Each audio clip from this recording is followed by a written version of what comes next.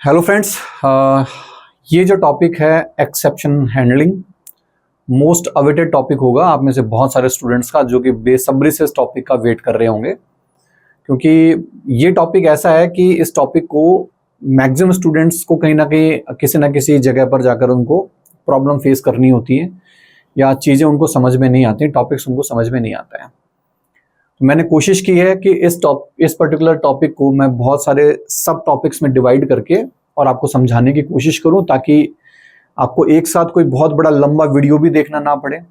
और अगर ये पूरा का पूरा टॉपिक अगर मैं 2 से 3 घंटे का भी अगर करता हूं, तो 2 से 3 घंटे या 4 घंटे उसको छोटे छोटे टॉपिक्स में डिवाइड करेंगे, ताकि आपको पढ़ने में भी ज़्यादा आपके लिए ईजी रहे। ठीक है, तो चलिए स्टार्ट करते हैं। सबसे पहले तो हम एक्सेप्शन के बारे में जान लेते हैं कि एक्सेप्शन क्या है। ठीक है, और इसके अलावा हम एरर के बारे में भी जान लेते हैं कि एरर क्या है। तो देखिए, अगर हम प्रोग्रामिंग की दुनिया के बारे में बात करें और एरर्स की बात करें, ठीक है, तो एरर्स वो होते हैं जिन्हें आपका कंपाइलर है वो इजीली आइडेंटिफाई कर लेता है। ठीक है, आइडेंटिफाइड बाय कंपाइलर इजीली। तो आपका कंपाइलर है उसको सिंपली क्या करेगा, आइडेंटिफाई कर सकता है।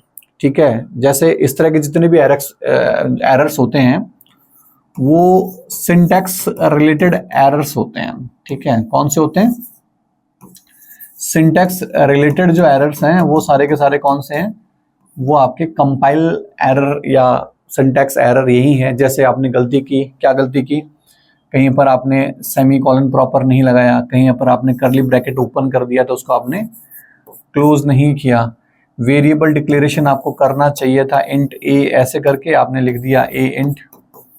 ठीक है, तो इसका मतलब क्या है? इसका मतलब ये है कि जो भी टोकन्स आप पढ़कर आए हैं, टोकन्स में क्या क्या पढ़कर आए हैं आपने पढ़ा होगा आइडेंटिफायर्स, आपने पढ़ा होगा कीवर्ड्स, आपने पढ़ा होगा ऑपरेटर्स, पढ़ा होगा कॉन्स्टेंट्स, पढ़ा होगा स्पेशल सिंबल्स, पढ़ा होगा। ठीक है, अगर उनको यूज करने में आप कहीं ना कहीं गलती कर रहे हैं तो उस गलती को आपका कंपाइलर जो है वो फटाक से पकड़ लेगा।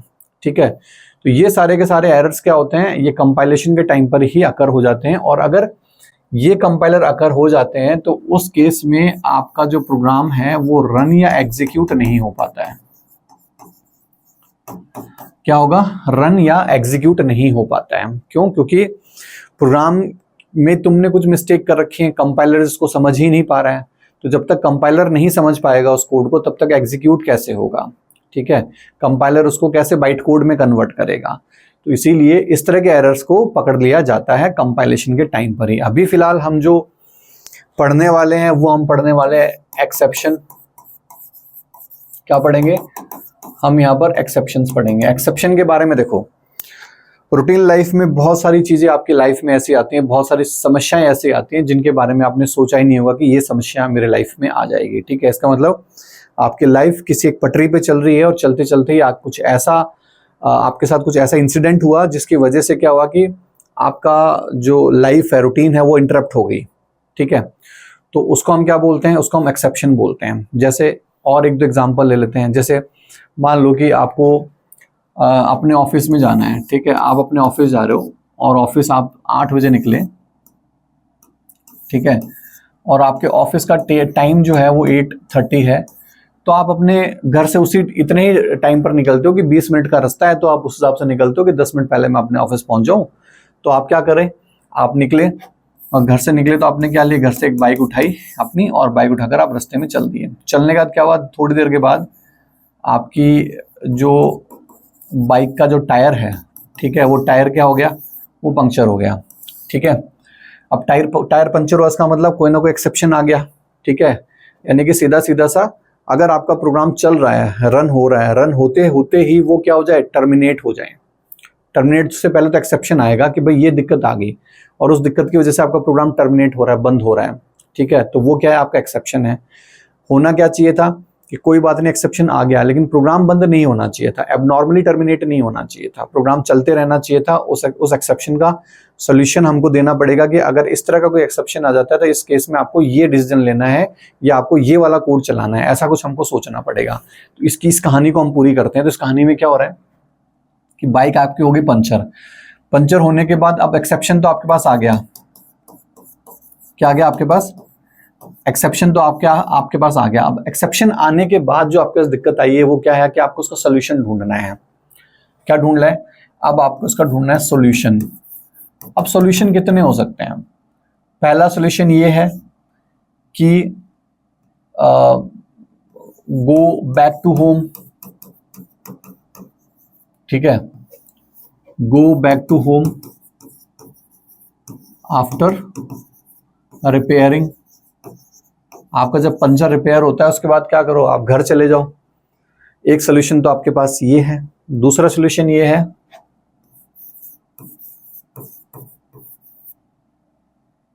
Leave your bike at location and reach office by auto, ठीक है। तीसरा ये है first park your bike at safe location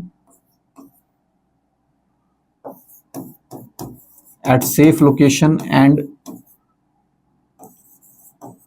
reach at office by auto। तीन आपको सोल्यूशन दिख रहे हैं। पहला कि भाई घर ही चले जाओ रिपेयर करवा के, ठीक है। घर चले जाओगे तो यहां पर आपको एक नुकसान हो रहा है कहीं ना कहीं कि आप ऑफिस नहीं जा पा रहे हो, आपकी एब्सेंट लग रही है। सोल्यूशन हमको ऐसा ढूंढना है कि हमारा नुकसान भी नहीं हो और हमारा काम भी हो जाए, ठीक है। दूसरा कह रहा है कि आपकी बाइक को जो लोकेशन है वहीं छोड़ा और आप ऑफिस की तरफ निकल गए। इसमें भी नुकसान है, ऑफिस तो तुम पहुंच जाओगे लेकिन शाम को आओगे तो पता नहीं तुमको बाइक वहां मिलनी नहीं मिलनी, को उठा ले गया क्या पता। तीसरा, सबसे पहले किसी भी आपकी बाइक को है वो सेफ लोकेशन पे आप सेफ वहां पर जाके पार्क कर दो और पार्क करने के बाद फटाफट से ऑटो पकड़ा और अपने ऑफिस पहुंच गए, ठीक है। तो बेस्ट सोल्यूशन कौन सा है? ये वाला सोल्यूशन है। तो वही है कि जब आपका प्रोग्राम एग्जीक्यूट हो रहा है और एग्जीक्यूशन के टाइम पर ही कोई ऐसा एक्सेप्शन आ जाए या कुछ ऐसा इंटरप्शन हो जाए कि प्रोग्राम आपका चलते चलते टर्मिनेट हो गया, क्योंकि एक्सेप्शन हैंडलिंग की तो हम बात नहीं कर रहे हैं, हम तो एक्सेप्शन की बात कर रहे हैं। और एक्सेप्शन की वजह से क्या होता है, आपका प्रोग्राम जो है वो चलते चलते एबनॉर्मली टर्मिनेट हो जाता है। जैसे यहाँ पर हमको पहुंचना था ऑफिस, लेकिन हमारे पास क्या हो गया, यहाँ टायर पंचर हुआ। टायर पंचर होते हम क्या कह सकते हैं, ये क्या है हमारे पास, टायर पंचर एक्सेप्शन ही तो है। क्या है हमारे पास? टायर पंचर एक्सेप्शन, ठीक है। तो ये हमारे पास आ गया। अब हमको इसका सोल्यूशन ढूंढना पड़ेगा। तो एक्सेप्शन आया, कोई बहुत बड़ी बात नहीं, आ जाता है एप्लीकेशन के अंदर, लेकिन उसका सोल्यूशन आपको ढूंढना पड़ेगा। तो एक्सेप्शन का सोल्यूशन ही क्या कहलाता है? एक्सेप्शन हैंडलिंग कहलाता है। अगर हमको कोई भी एक्सेप्शन आ गया और उस एक्सेप्शन का अगर हम सोल्यूशन लिखते हैं तो वो क्या कहलाएगा? एक्सेप्शन हैंडलिंग कहलाएगा। हम यहाँ पर एक्सेप्शन हैंडलिंग ही पढ़ेंगे, कैसे कैसे हैंडलिंग हो सकती है, कौन कौन से किस किस टाइप के एक्सेप्शंस होते हैं, ये सब हम यहाँ पर पढ़ने वाले हैं, ठीक है। तो आई होप कि एक्सेप्शन आपको समझ में आया होगा कि एरर भी आपको समझ में आया होगा कि एरर अगर आ जाता है, हम कंपाइल टाइम एरर की बात कर रहे हैं या सिंटैक्स एरर, दोनों एक ही चीज़ है, उसकी हम बात कर रहे हैं। तो वो अगर आ जाता है तो आपके प्रोग्राम रन ही नहीं होता। लेकिन अगर आपका प्रोग्राम सिंटैक्टिकली बिल्कुल सही है ना, सिंटैक्स बिल्कुल सही है उसका, तो उस केस में जब प्रोग्राम आपको रन हो रहा होता है और रन टाइम पर अगर आपका प्रोग्राम एबनॉर्मली टर्मिनेट हो रहा है, इसका मतलब उसमें कहीं ना कोई एक्सेप्शन आ गया है, ठीक है। तो सबसे पहले तो हमको उस एक्सेप्शन को आइडेंटिफाई करना पड़ेगा। तो दो तरीके के एक्सेप्शन है। ये नॉर्मली तो क्या होता है कि एक्सेप्शन को आपका डिफॉल्ट जो एक्सेप्शन आइडेंटिफायर है वो उसको आइडेंटिफाई कर देता है और आपको भेज देता है कि भाई ये वाला एक्सेप्शन आ गया, ठीक है। नॉर्मली एक्सेप्शंस जो हैं वो क्या होते हैं, उन लोगों को आइडेंटिफाई कर लिया जाता है, ठीक है। क्योंकि हमारे पास थ्रोएबल क्लास होती है, एक्सेप्शन क्लास होती है, जिनके बारे में हम देखेंगे आगे पढ़ेंगे, वो हैंडल कर लेते हैं, ठीक है। लेकिन वो हैंडल नहीं करते, वो सिर्फ बता देते हैं कि हमको ये वाला एक्सेप्शन आया है, लेकिन वो क्या करते हैं, वो प्रोग्राम को तो एबनॉर्मल टर्मिनेट कर ही देते हैं, ठीक है। तो एक्सेप्शन हैंडलर जो है वो हमको टाइप ऑफ एक्सेप्शन तो बता देगा, लेकिन वो प्रोग्राम को टर्मिनेट होने से नहीं रोक पाएगा। टर्मिनेट होने से अगर आपको रोकना है तो आपको उस एक्सेप्शन को क्या करना पड़ेगा, हैंडल करना पड़ेगा। अब हैंडल करने के कौन से तरीके हैं, ट्राई कैच ब्लॉक या थ्रोज, ये सब हम इसमें आगे इस लेक्चर में जैसे हम पढ़ते चलेंगे उसके बारे में हम लोग जानते चलेंगे, ठीक है। तो एक्सेप्शन चलते हुए प्रोग्राम में अगर आ गया और अगर आपने उसको हैंडल नहीं किया है तो 100% टर्मिनेट होगा। लेकिन टर्मिनेशन के टाइम पर जो आपको नीचे लिस्ट दी जाएगी, ठीक है, कंसोल के ऊपर कि क्या रीजन है एक्सेप्शन का, तो एक्सेप्शन हैंडलर जो है, डिफॉल्ट एक्सेप्शन हैंडलर जो है, वो आपको उस एक्सेप्शन के बारे में सारी इंफॉर्मेशन देगा कि फलाने मेथड के अंदर ये वाला एक्सेप्शन आया है, फलानी नंबर लाइन पर आया है, ठीक है, वो तो तुमको बता देगा, लेकिन हैंडल वो अपने आप से नहीं करेगा, क्योंकि वो हैंडल कर भी कैसे सकता है, उसे क्या पता कि इस एक्सेप्शन आने के बाद तुम क्या डिसीजन लेना चाहोगे। हाँ, भी हमारे पास 3 डिसीजन थी, तीन में से तो हमने एक लिया था ना, तो हो सकता है कि आपका उस टाइम पर क्या रिक्वायरमेंट है, तो उसके पास अधिकार नहीं है हैंडल करने का, उसका सिर्फ अधिकार है ये बताने का कि कौन सा एक्सेप्शन आया है, किस लाइन में आया है, किस मेथड में आया है, किस क्लास में आया है, ये आपको वो बता देगा, ठीक है। तो यहाँ ये सारी की सारी चीजें हम आगे पढ़ेंगे। तो एक्सेप्शन का मतलब चलता हुआ प्रोग्राम है, उसमें अगर कहीं एक्सेप्शन आ गया, एक्सेप्शन है, उसको हैंडल कर लिया तो हैंडलिंग हो गया, ठीक है। तो नेक्स्ट लेक्चर से हम कंटिन्यू रखने वाले हैं इसको, ठीक है। Thank you. तो इस लेक्चर में एक्सेप्शन को हम स्टार्ट करेंगे, पिछले में हमने इंट्रोडक्शन किया था। यहाँ पर थोड़ा सा ओवरव्यू ले लेते हैं कि एक्सेप्शंस क्या होते हैं, ठीक है, कौन कौन से किस किस तरीके के होते हैं, फिर एक्सेप्शन हैंडलिंग क्या होती है, उसका क्या मतलब होता है, ये हम यहाँ पर जानेंगे। तो देखिए, एक्सेप्शन का मतलब क्या है, एन अनवांटेड अनएक्सपेक्टेड इवेंट, यानी कि वो इवेंट जो कि अनवांटेड और अनएक्सपेक्टेड है। आप जा रहे हो, आपको बिल्कुल भी इस बात का आइडिया नहीं था कि आपकी बाइक पंचर हो जाएगी, ठीक है, तो क्या है, अनवांटेड, आप चाहते भी नहीं कि आपकी बाइक पंचर होगी, और आपके लिए अनएक्सपेक्टेड था वो। तो यही कह रहा है कि प्रोग्राम चल रहा है यार, चलते चलते आपने जब कोड लिखा था उस टाइम पर आपने सोचा ही नहीं था कि इस तरह का भी कोई दिक्कत आ सकती है, या आप कभी चाहोगे भी नहीं कि इस तरह की दिक्कत आए। तो यही कह रहा है कि an unwanted and unexpected event that disturbs normal flow of the program is called exception, यानी कि ऐसा इवेंट जो कि आपके लिए अनवांटेड और अनएक्सपेक्टेड है, ठीक है, और जो आपके प्रोग्राम का जो फ्लो है उस फ्लो को डिस्टर्ब कर रहा है, डिस्टर्ब करने का मतलब टर्मिनेट ही कर रहा है, तो वो क्या होगा, वो आपका एक्सेप्शन होगा। जैसे एग्जांपल्स हैं, अर्थमेटिक एक्सेप्शन हो गया, नल पॉइंटर एक्सेप्शन हो गया, array index out of bounds exception हो गया। ये सारे के सारे जो एक्सेप्शंस हैं, ये जो सबके सब है, ये सारे के सारे क्लासेस हैं, एक तरीके से क्या है, क्लास हैं, ठीक है। और ये क्या है, एक्सेप्शन क्लास है, जो अलग अलग तरीके के एक्सेप्शंस को हैंडल करने के लिए काम में आती हैं। क्या काम में आती हैं, अलग अलग एक्सेप्शंस को हैंडल करने के लिए काम में आती है। ये कोई अर्थमेटिक एक्सेप्शन क्या होता है हम देखेंगे आगे, नल पॉइंटर एक्सेप्शन देखेंगे, array index out of bounds exception देखेंगे। तो ये सारे के सारे अलग अलग तरह की जो हमारे पास एक्सेप्शंस होते हैं उनको हैंडल करने की क्लासेस हैं, जो कि इनबिल्ट क्लासेस हैं, पहले से बनी हुई क्लासेस हैं, ठीक है। It is highly recommended to handle exceptions, कह रहा है कि एक्सेप्शंस को रिकमेंड करना, एक्सेस को हैंडल करना हाईली रिकमेंडेड है। क्यों? क्योंकि अगर आप एक्सेप्शंस को हैंडल नहीं करोगे तो आपका प्रोग्राम उसके बिना क्या हो रहा है, एबनॉर्मली टर्मिनेट हो रहा है, यानी चलते चलते बंद हो रहा है। तो जब आप किसी को एप्लीकेशन बनाकर दे रहे हो और चलते चलते बंद हो जाएगी तो वो तो आगे तुम्हारे मुंह पे फेंक जाएगा, उसको कहेगा क्या मतलब है, क्या एप्लीकेशन है, ठीक है। तुम फिर उनको उसको देते रहना एक्सप्लेनेशन कि अरे सर इसमें ये हो गया तो इस वजह से हो रहा है, अभी मैं कोड चेक कर देता हूँ, या कोड को चेंज करके फिर मैं देख लेता हूँ। ऐसा नहीं है, तुमको हैंडल करना पड़ेगा कि अगर इस तरह की कोई सिचुएशन आ जाती है तो भी आपकी एप्लीकेशन काम करना बंद ना करे, ठीक है, आपकी एप्लीकेशन चलती रहे, ठीक है। बस आपको ये बता दे कि अगर कोई यूजर गलती कर रहा है तो उसको बता दे कि हैंडलिंग में कि आप ये गलती कर रहे हो, आगे से ये गलती मत करना, ठीक है। या फिर कुछ और कमी है तो वो उसको वहां पर कुछ वार्निंग के तौर पर दिखा दे, ताकि वो आपको ये बता दे कि अरे ये वार्निंग आ रही है, इसको देखना। एप्लीकेशन चलते चलते बंद होने का मतलब अलग ही फ्रस्ट्रेशन लेवल आ जाता है आपके क्लाइंट के लिए, ठीक है। तो एप्लीकेशन चलते चलते बंद नहीं होना चाहिए। तो हाईली रिकमेंड किया जाता है कि आपको एक्सेप्शंस को क्या करना है, हैंडल करना है। अगर आप हैंडल नहीं करोगे तो कोई मतलब नहीं है फिर उसका। The main objective of exception handling is graceful termination of the program, यानी कि नॉर्मल टर्मिनेशन करवाना ही एक्सेप्शन हैंडलिंग का मेन जो एम है वो होता है। हैंडल नहीं करोगे, एक्सेप्शन आ गया, पता है एक्सेप्शन आ गया, कोई बहुत बड़ा गुनाह नहीं है, आ सकता है, बार बार मैं आपको बोलूंगा कि आ सकता है, लेकिन एक्सेप्शन आने का सबसे बड़ा गुनाह यही है कि वो प्रोग्राम को एबनॉर्मल टर्मिनेट कर देता है, चलते चलते खलास, खत्म, बंद कर देगा। लेकिन उसको हैंडल करना जरूरी है, क्योंकि अगर आपने हैंडल कर दिया तो उसका मतलब जो उसका जो टर्मिनेशन होगा प्रोग्राम का, वो टर्मिनेशन नॉर्मल टर्मिनेशन होगा, ग्रेसफुल, इज्जतदार टर्मिनेशन होगा, ठीक है। तो वो जरूरी है उसको करवाना। तो एक्सेप्शन हैंडलिंग क्या कह रहा है, what is the meaning of exception handling? Exception handling does not mean repairing the exception. इसका मतलब ये नहीं कि आप एक्सेप्शन को रिपेयर कर रहे हो, ठीक है। जब मैंने पिछला एग्जांपल आपको दिया था, तो इस एग्जांपल में जब आपका बाइक रिपेयर हुआ, मतलब जब पंचर हुआ था, तो आप क्या कर रहे हो, आप बाइक को रिपेयर थोड़ा ना कर रहे हो, आप उसके ऑल्टरनेटिव सॉल्यूशंस निकाल रहे हो कि अब मुझे क्या करना है, ठीक है। तो आपके पास 3 ऑल्टरनेटिव सॉल्यूशंस थे। पहला सॉल्यूशन क्या था कि भाई घर चले जाता हूं ठीक करवा के। दूसरा क्या था कि बाइक को यहीं पटको यार, ऑफिस पहुंचो। तीसरा क्या था कि पहले बाइक को सही जगह ठिकाने लगाओ फिर ऑफिस पहुंचो, ठीक है। तो इनमें बेस्ट ऑप्शन आपको ढूंढना है। इसका मतलब ये नहीं कि आप उसको सोल्यूशन, क्योंकि एक्सेप्शन है, उसका सोल्यूशन क्या है उसका, और रन टाइम पर आप वैसे भी सोल्यूशन कुछ निकाल नहीं सकते उसका। भाई आपकी एप्लीकेशन चल रही है, चलते टाइम आप कोड में क्या चेंज कर सकते हो, नहीं कर सकते। तो रन टाइम पर आप क्या सोल्यूशन निकालोगे, रन टाइम पर सिर्फ आप रिपेयरिंग क्या करोगे, रिपेयरिंग तो कर नहीं सकते। रन टाइम पर आप सोल्यूशन दे सकते हो कि अगर ऐसा हो जाए, क्योंकि आपके दिमाग में पहले रहेगा यार हो सकता है कि ये वाला जो कोड है, इस कोड में मेरे कुछ दिक्कत आ सकती है। बहुत बार उस टाइम पर नहीं पता चलती, तो बहुत बार क्या होता है कि जब क्लाइंट उस पर काम कर रहा होता है, चलते चलते एप्लीकेशन बंद हो रही है, तब आपको पता चलता है अरे यार ये वाला एक्सेप्शन आ रहा है।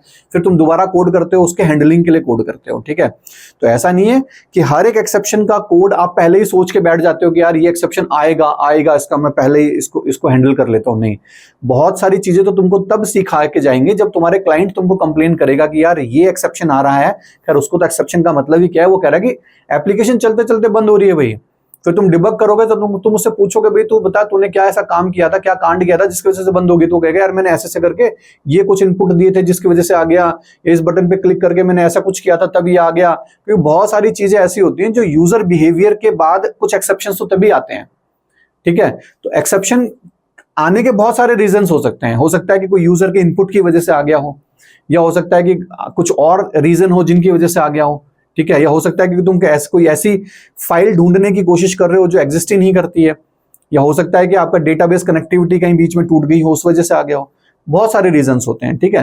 तो जब कोई दिक्कत आएगी वो तुमको आगे बताएगा कि यार ये ऐसी ऐसी चीजें हो रही हैं। तो बहुत सारी चीजें तो जब तुमको क्लाइंट बताएगा तब तुम उसको हैंडल करने के लिए उसके जो ऑप्शंस हैं, उसके सोल्यूशंस हैं, वो तुम ढूंढोगे, ठीक है।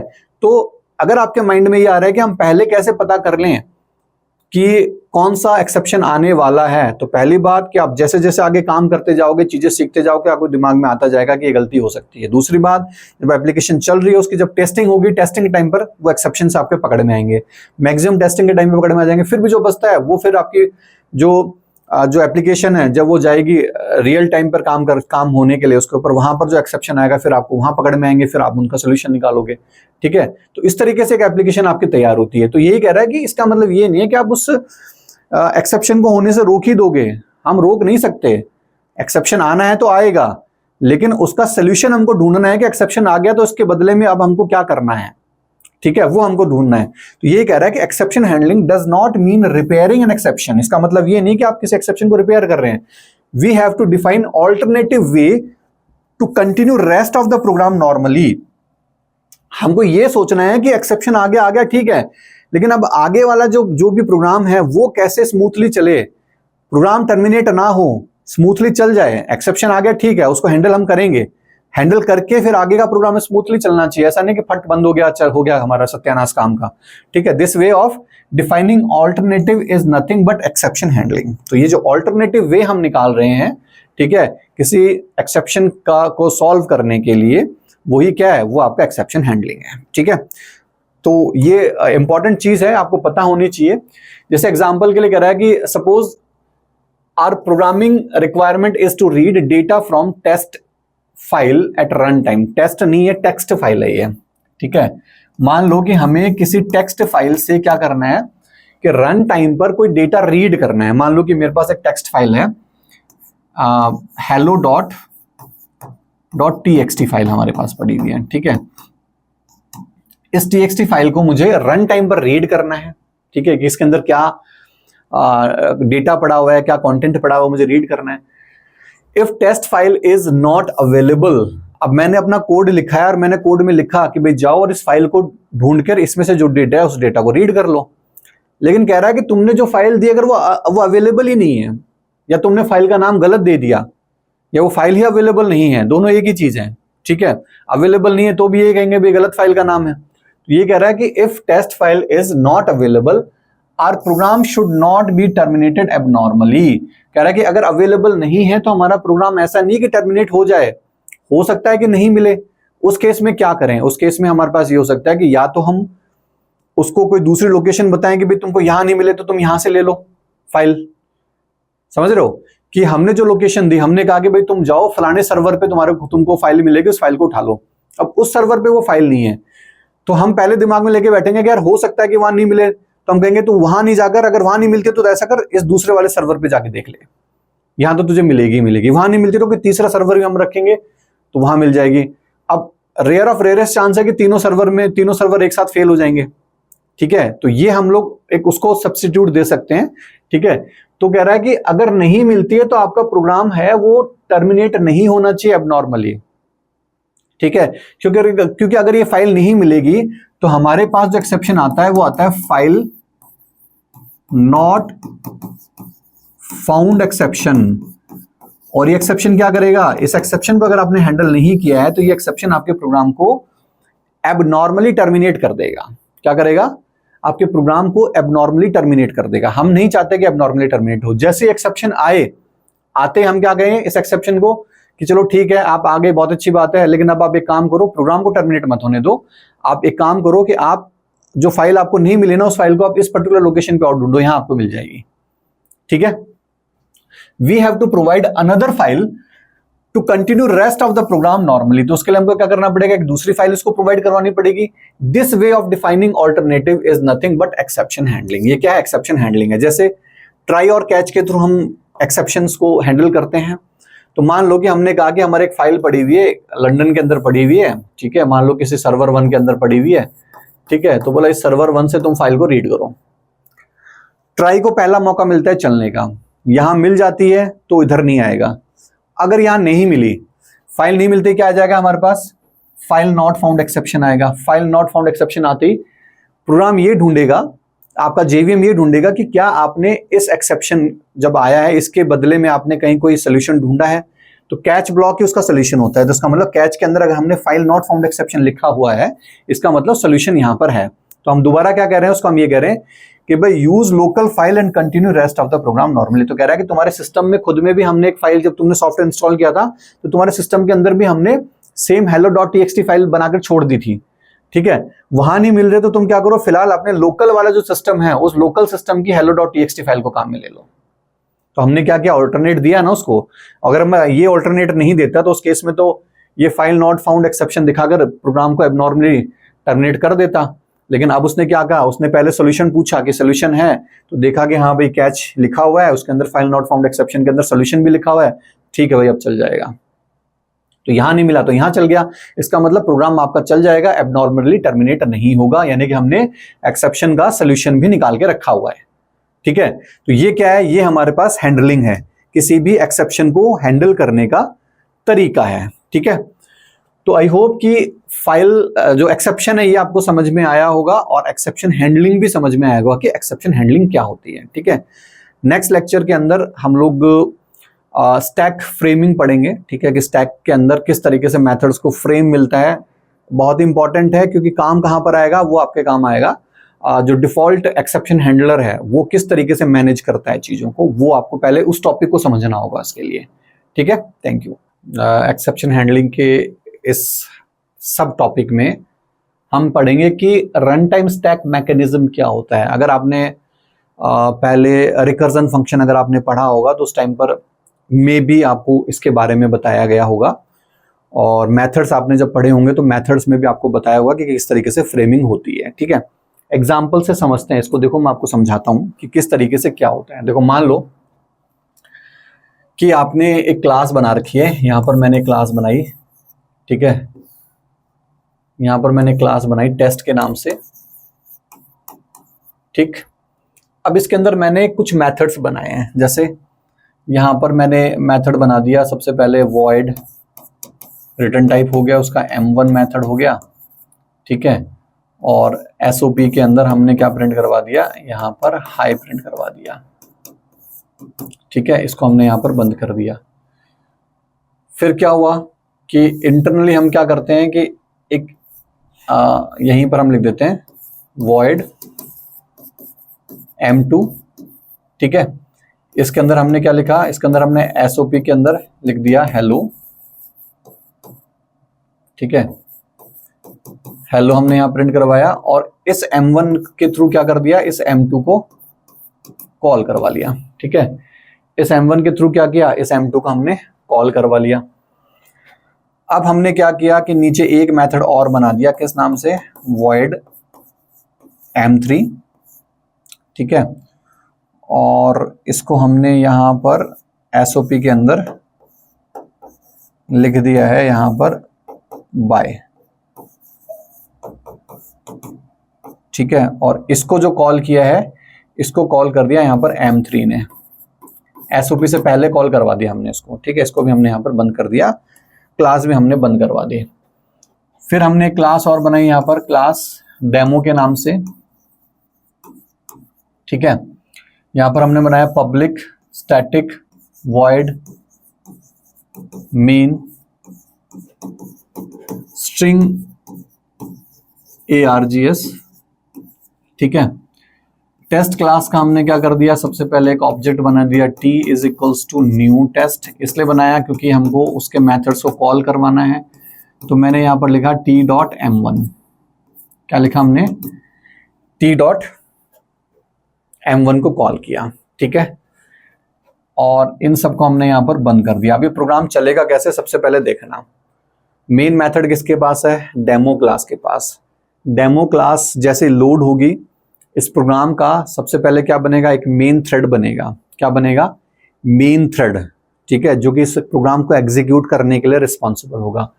तो चलिए, तो सबसे पहले मेन थ्रेड बना और उस मेन थ्रेड ने क्या बनाया, इधर चलते हैं। सबसे पहले एक मेन थ्रेड बना और उस मेन थ्रेड ने क्या बनाया, इस मेन थ्रेड ने एक स्टैक बना दिया। तो ये जो है, ये क्या हमारे पास एक स्टैक है, क्योंकि जितने भी मेथड्स बनते हैं उन सब मेथड्स को स्टैक के अंदर ही स्पेस मिलता है, यहीं पर उनको मेमोरी मिलेगी।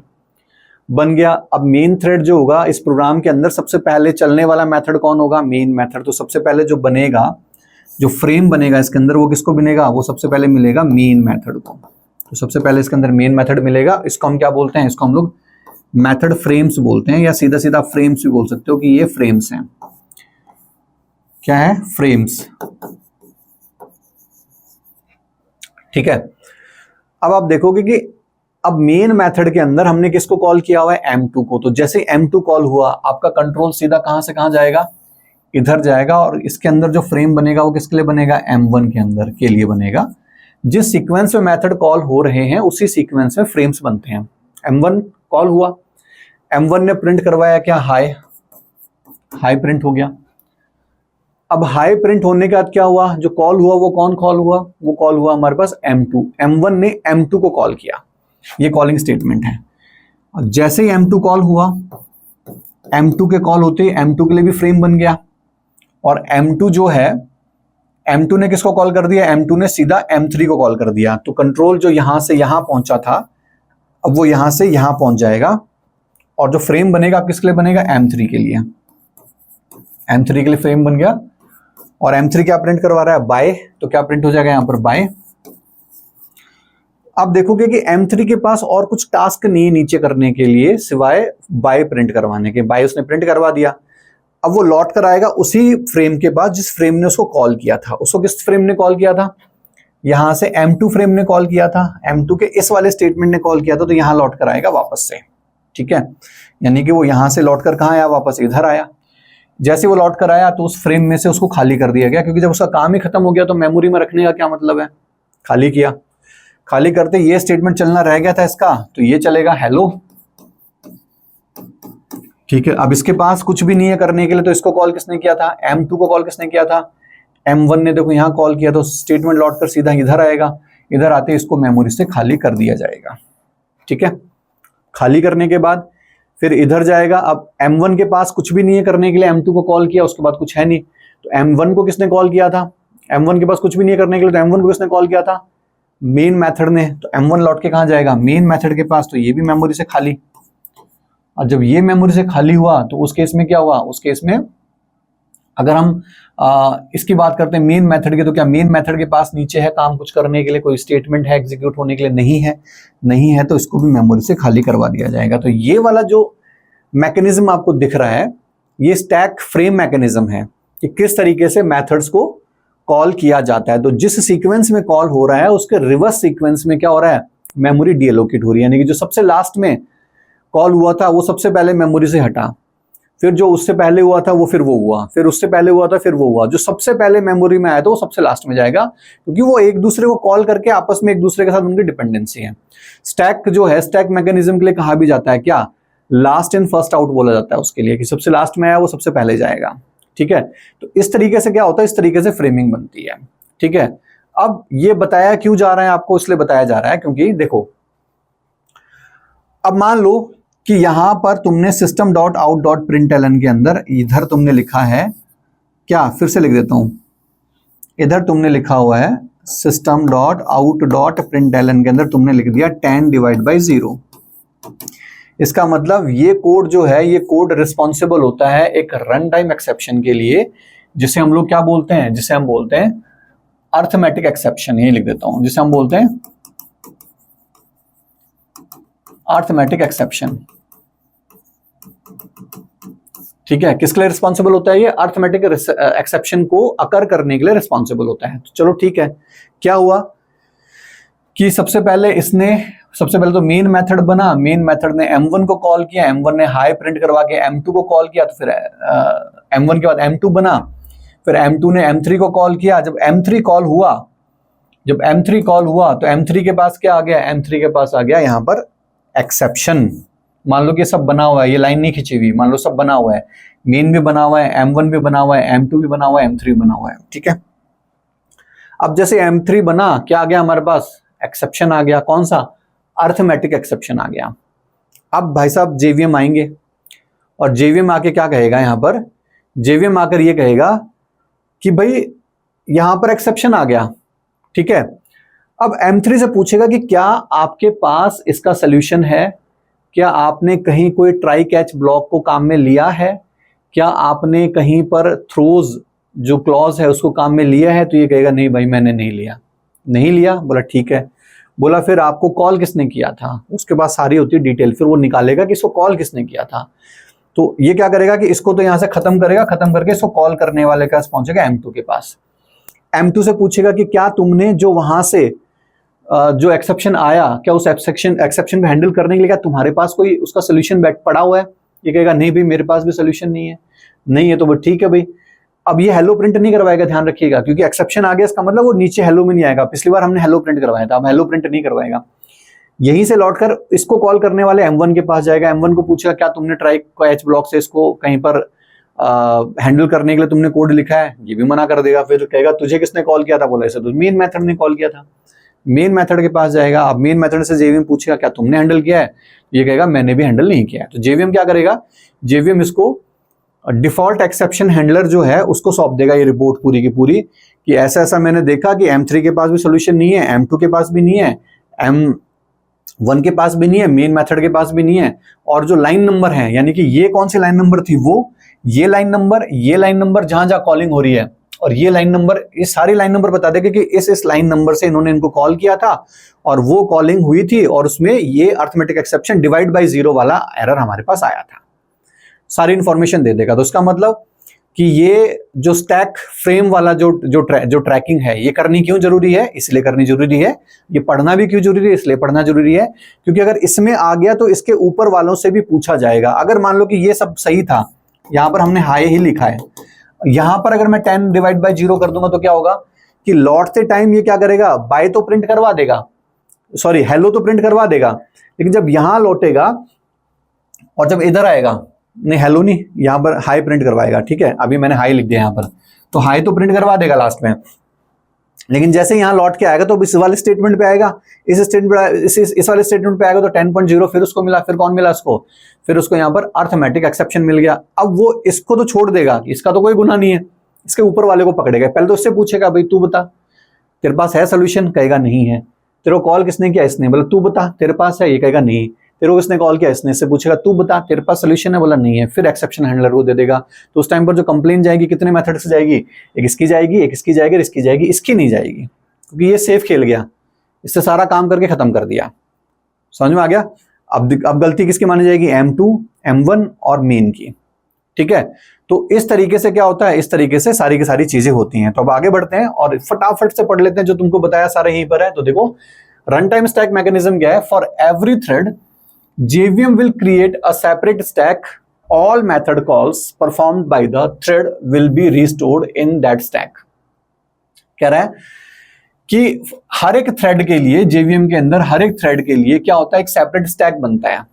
अभी जो स्टैक के बारे में हमने बताया, ये स्टैक ही है सारे के सारे। क्या बनता है, एक सेपरेट स्टैक बनता है, ठीक है। All method calls performed by the thread will be stored in stack, ठीक है। यानी कि जो भी कॉल, मेथड कॉल हुए, यहां पर कौन कौन से मेथड कॉल हुए, वहां पर M1 हुआ, यहां पर M2 हुआ, यहां पर M3 हुआ, तो जितने भी मेथड कॉल्स हुए वो सारे के सारे जो होंगे कहां परफॉर्म होंगे, इसी स्टैक में होंगे। ये एक ही स्टैक है, अलग अलग स्टैक्स नहीं है, एक ही स्टैक है। मैंने यहां पर क्या किया कि इसको एक जगह बता दिया सारे को, यहां पर उसने अलग अलग बता दिया। उसने कहा कि सबसे पहले तो वो स्टैक खाली पड़ी है, फिर सेकंड टाइम पे मैं बताऊंगा, अभी इसको पहले उसको कंप्लीट कर लेते हैं। Each entry is in the stack is called one activation record and stack frame. या तो आप उसको स्टैक फ्रेम बोल लो या फिर उसको क्या बोल लो, वन एक्टिवेशन रिकॉर्ड। कि अभी फिलहाल जो कौन कौन से एक्टिवेशन रिकॉर्ड्स हैं, फिलहाल स्टैक के अंदर कौन कौन से मेथड्स हैं जो कि एक्टिवेट हैं फिलहाल, ठीक है। After completing every method call JVM removes the corresponding entry from the stack. कह रहा है कि जैसे ही मेथड जो है का काम कंप्लीट होता है उसके बाद इसमें से हटा दिया जाता है। जैसे मैंने आपको यहां पर भी बताया था, इसका काम खत्म, मेमोरी से हटा, लौट कर वहीं आया जिसने उसको कॉल किया था, ठीक है। तो क्या कह रहा है, after completing all method calls JVM destroy the empty stack and terminate the program normally. जब सारा काम हो जाता है तो इस स्टैक को जो है इसको हटा देगा और उसके बाद प्रोग्राम को जो टर्मिनेट कर देगा, सक्सेसफुली टर्मिनेट कर देगा। जैसे यहां पर कोड लिखा हुआ है, देखो टेस्ट क्लास है, सबसे पहले मेन मेथड चला, तो पहले तो सबसे पहले जब फ्रेम बनी तो खाली फ्रेम बनी, खाली स्टैक बना। अब उसके अंदर क्या हुआ, उसके अंदर सबसे पहले मेन के लिए फ्रेम बना, क्योंकि मेन सबसे पहले कॉल होता है तो मेन के लिए फ्रेम बना। मेन ने डू स्टफ को कॉल किया, डू स्टफ को कॉल करते डू स्टफ बन गया। डू स्टफ बना तो डू स्टफ ने क्या किया, डू मोर स्टफ हो गया, ठीक है। तो डू मोर स्टफ के बाद क्या हो गया कि डू मोर स्टफ यहां चल गया, ठीक है। डू मोर को कॉल कर दिया। अब डू मोर कहां पर है, ये डू मोर यहां पर है।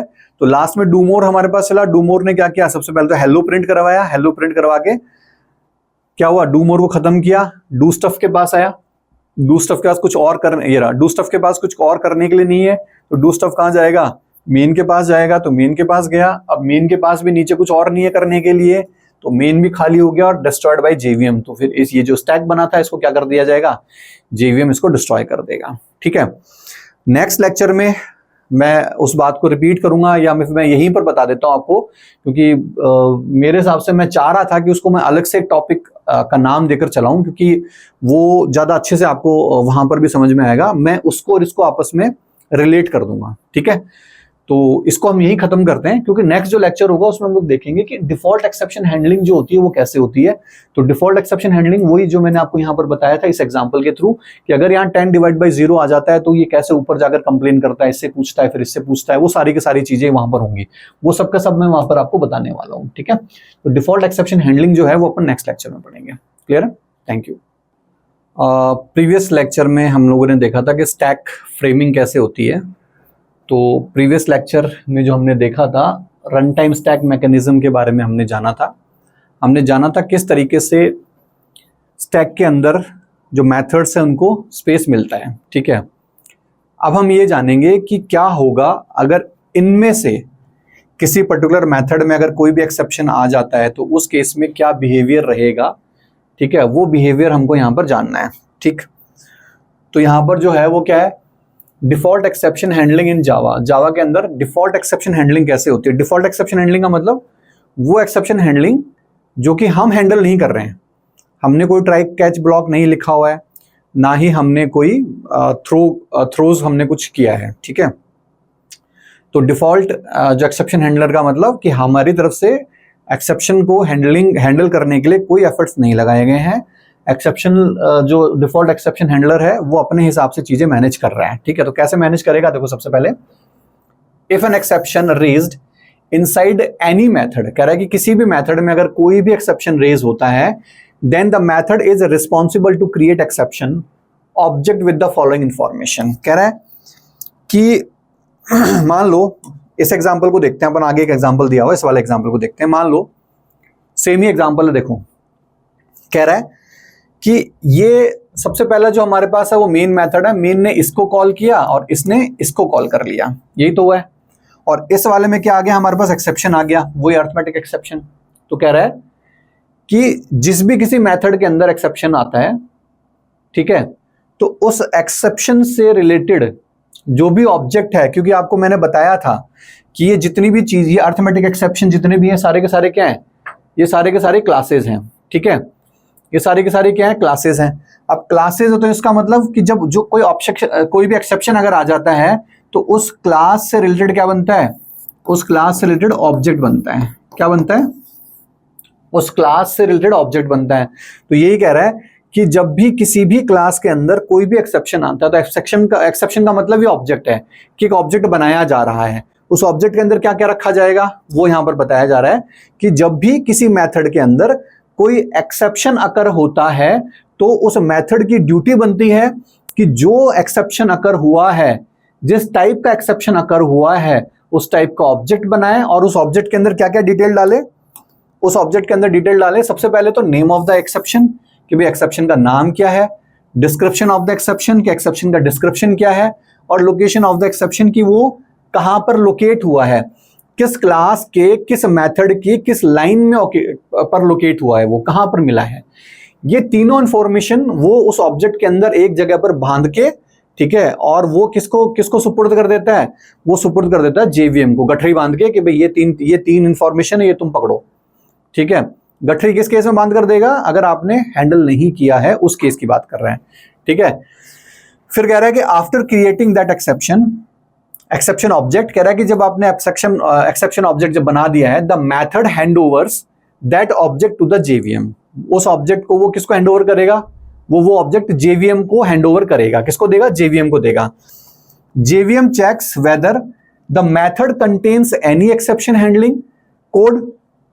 अब जेवीएम चेक करेगा और ये कहेगा कि भाई तुम बताओ कि तुमने क्या यहां पर कोई इस एक्सेप्शन को हैंडल करने के लिए कोई कोड लिखा है। तो आपको भी नहीं दिख रहा कोई ट्राई कैच ब्लॉक यहां पर, ना ही कोई थ्रोज क्लॉज दिख रहा है। तो कह रहा है कि क्या तुमने किया है। अब ये कहेगा भाई हमने तो नहीं किया, ठीक है। तो क्या कह रहा है कि JVM checks whether the method contains any exception handling code और नॉट, कि उसने कोई एक्सेप्शन हैंडलिंग कोड लिखा है या नहीं लिखा हुआ है, उसको क्या करेगा, उसको चेक करेगा, ठीक है।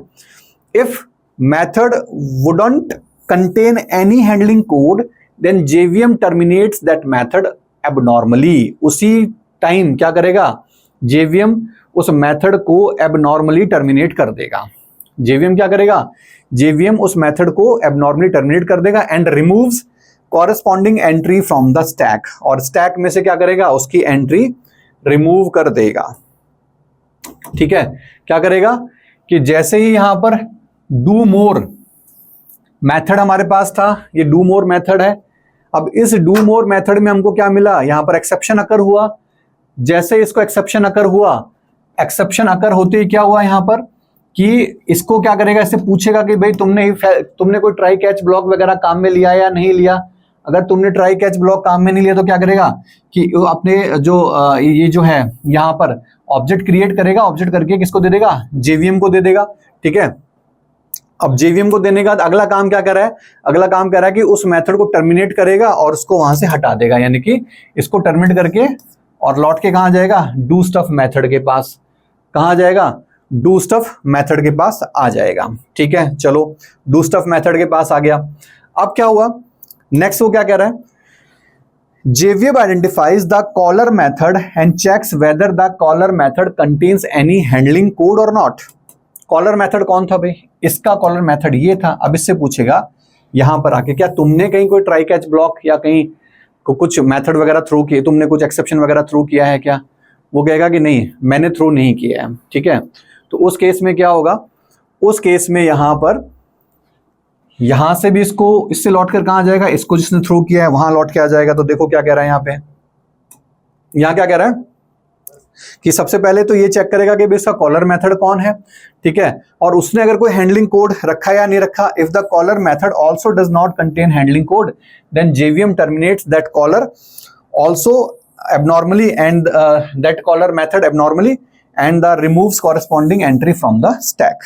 इसको भी क्या कर देगा, इसको भी यहां से हटा देगा और हटा के इसके कॉलर के पास पहुंचेगा, ठीक है।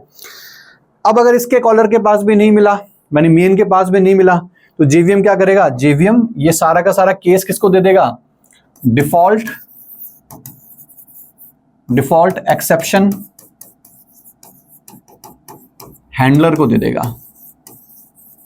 ठीक है, यानी वो हैंडलर जो कि ऐसे एक्सेप्शंस को ढूंढता है जिनका कोई भी आगे पीछे नहीं है, ठीक है, जिनको कोई संभालने वाला नहीं है। फिर कह रहा है this process will be continued until main method and if the main method also does not contain any exception handling code, then JVM terminates main method and removes corresponding entry from the stack। Last में क्या करेगा, last में main method को भी हटा देगा, और main method को अगर हटाएगा तो उस केस में क्या होगा, then JVM handovers the responsibility to of exception handling to the default exception handler। तो वो किसको दे देगा, वो दे देगा डिफॉल्ट एक्सेप्शन हैंडलर है उसको रिस्पॉन्सिबिलिटी दे देगा। Default exception handler just print exception information to the console in the following format. किस फॉर्मेट में देगा, सबसे पहले देखो, सबसे पहले तो देखा नेम ऑफ द एक्सेप्शन, और उसका डिस्क्रिप्शन दे देगा साथ के साथ में, और लोकेशन देगा ट्रेस, स्टैक ट्रेस के अकॉर्डिंग। स्टैक ट्रेस के अकॉर्डिंग सबसे पहले तो वो डू मोर का दे देगा कि डू मोर मेथड है उसकी फलानी लाइन के अंदर एक्सेप्शन आया, फिर डू स्टफ के बारे में बता देगा, फिर वो मेन के बारे में बता देगा, इस तरीके से देगा। तो देखो तुमको यहाँ नीचे एग्जांपल दिख रहा होगा, देखो सबसे पहले तो एक्सेप्शन का डिस्क्रिप्शन दे रहा है कि एक्सेप्शन इन थ्रेड मेन, तो सबसे पहले थ्रेड के बारे में बता दिया कि भाई मेन थ्रेड जो भी एक ही थ्रेड बनी थी इसमें, तो बोला उसमें एक्सेप्शन आया है। उसके बारे में बता देगा कि एक्सेप्शन के बारे में बता देगा कि कौन सा एक्सेप्शन है, एक्सेप्शन की डिटेल्स में क्या बता देगा कि अर्थमेटिक एक्सेप्शन है, उसका डिस्क्रिप्शन में क्या बता देगा, डिवाइड बाय 0। ठीक है, यहां तक तो उसने क्या किया, यहां तक तो ये वाली इंफॉर्मेशन दे दी उसने कि नेम ऑफ द एक्सेप्शन और डिस्क्रिप्शन उसका सारा का सारा दे दिया। अब जो स्टैक ट्रेस क्या है, स्टैक ट्रेस का मतलब सबसे पहले आएगा कि टेस्ट डॉट डू मोर, यानी सबसे पहले कौन था, डू मोर। डू मोर की 10 नंबर की लाइन में एरर आया, फिर कह रहा है कि at test dot do stuff की लाइन नंबर 7 में एरर आया, फिर कह रहा है कि at test main test dot java dot 4, यानी कि मेन मेथड जो था, मेन की बात कर रहा है, मेन के 4 नंबर लाइन में जो था उसमें एरर आ गया। ठीक है, इस तरीके से लाइन नंबर के साथ आपको क्या उठा कर दे देगा, यहां पर ये एरर दे देगा। ठीक है, तो इस तरीके से ये काम करता है। ठीक है, तो आई होप कि ये जो पूरा का पूरा आपको दिख रहा है यहाँ पर डिफॉल्ट एक्सेप्शन हैंडलर है, इसका जो टास्क है वो टास्क समझ में आ गया होगा, क्योंकि प्रीवियस लेक्चर के अंदर भी मैंने आपको बहुत तरीके से सारी की सारी चीजें बता दी थी। जैसे यहाँ पर इसमें आया तो इसने यहाँ लौटाया, इसने यहाँ लौटाया, और इससे जेवीएम ने किसको दे दिया, डिफॉल्ट एक्सेप्शन हैंडलर को दे दिया। अगर यहाँ पर नहीं होता और ये 10 डिवाइड बाय 0 में अगर यहाँ लिख देता तो वो यहाँ से यहाँ लौटता और यहाँ से फिर डिफॉल्ट एक्सेप्शन हैंडलर के पास जाता। इसके ऊपर कुछ भी नहीं होता, ये टर्मिनेट तो होता लेकिन ये नॉर्मली टर्मिनेट होता, फिर इसके आगे वाले सारे अब नॉर्मली टर्मिनेट हो जाएंगे। ठीक है, क्लियर है। तो आई होप कि यहाँ पर डिफॉल्ट एक्सेप्शन हैंडलिंग है वो आपको क्लियर हो गई होगी अच्छे से। ठीक है, थैंक यू।